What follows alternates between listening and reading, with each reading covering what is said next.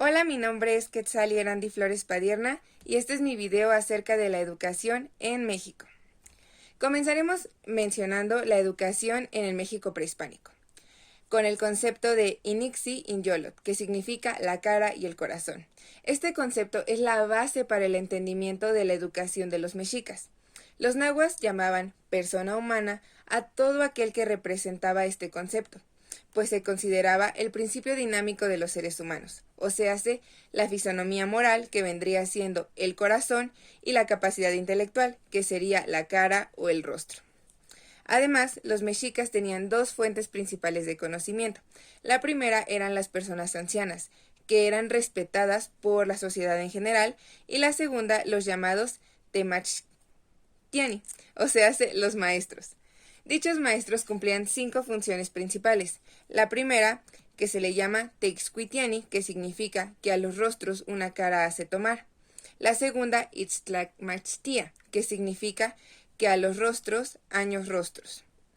Tetescuwani, que significa que a los otros un espejo pone delante. Netlacaneco, que significa gracias a él se humaniza la gente. Y finalmente, Tlayopachcuita, que significa hace fuertes los corazones. Por otra parte, la educación se dividía en 3 escuelas principalmente.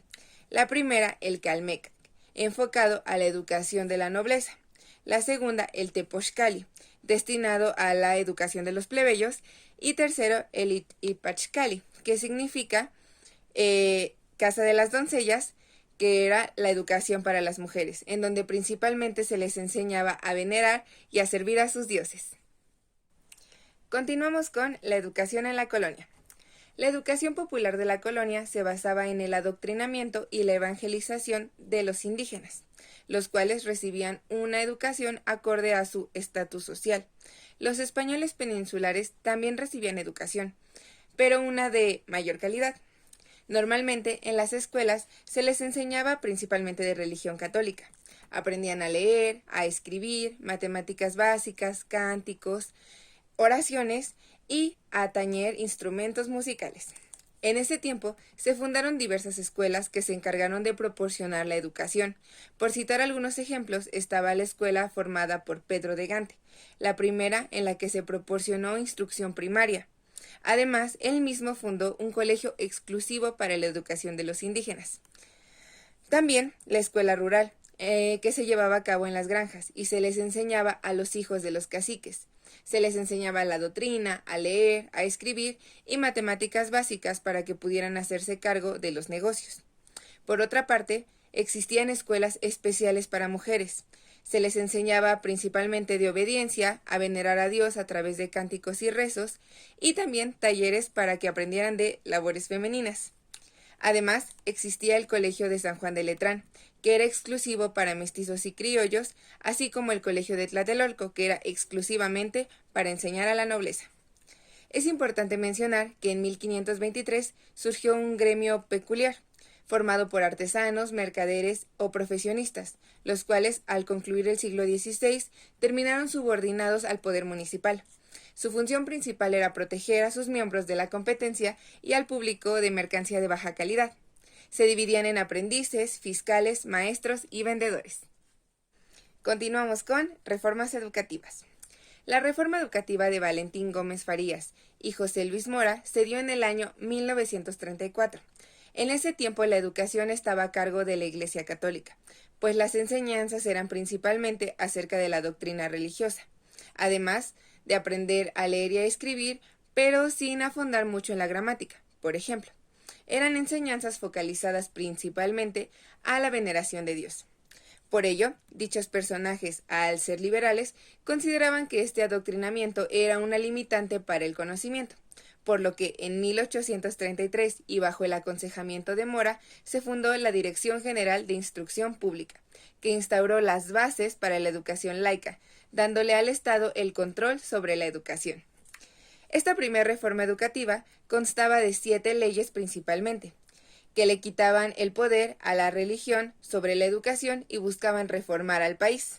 Además, se crearon las escuelas normales y se buscó la desamortización de los bienes de la Iglesia. A pesar de que esta reforma duró muy poco en rigor, significó el primer paso a la reformación de la educación en México.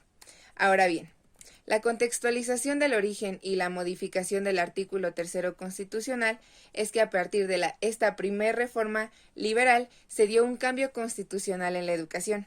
Posteriormente, con el triunfo de la Revolución de Ayutla en 1855, el 15 de mayo de 1856 se expidió el Estatuto Orgánico Provisional de Ignacio Comonfort, en donde se mencionan los artículos 38 y 39, que promulgan que la educación es libre y apartada de la Iglesia.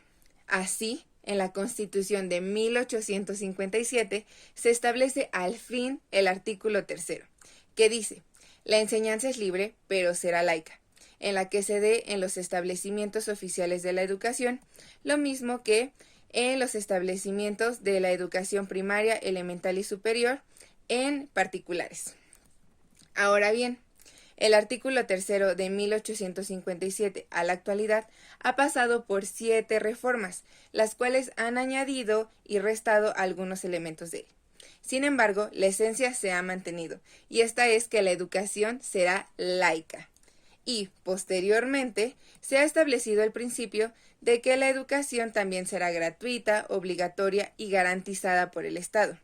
Sin embargo, la inclusión de este principio no ha sido cosa fácil, pues ha representado una lucha constante de derechos de educación por parte de la sociedad, de los maestros y de los gobernadores, y por ello se han dado todas estas diversas modificaciones a través de los años.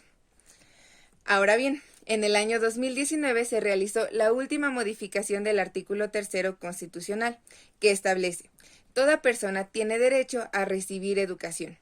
El Estado, Federación, Estados, Ciudad de México y municipios impartirán la educación preescolar, primaria, secundaria y media superior. La educación primaria, preescolar y secundaria son consideradas media básica, y esta más la media superior serán obligatorias. Como podemos observar, la evolución del artículo 3 es evidente, pues ahora incluso considera el nivel medio superior, y puntualizando que el principio de educación laica, obligatoria y gratuita se sigue manteniendo.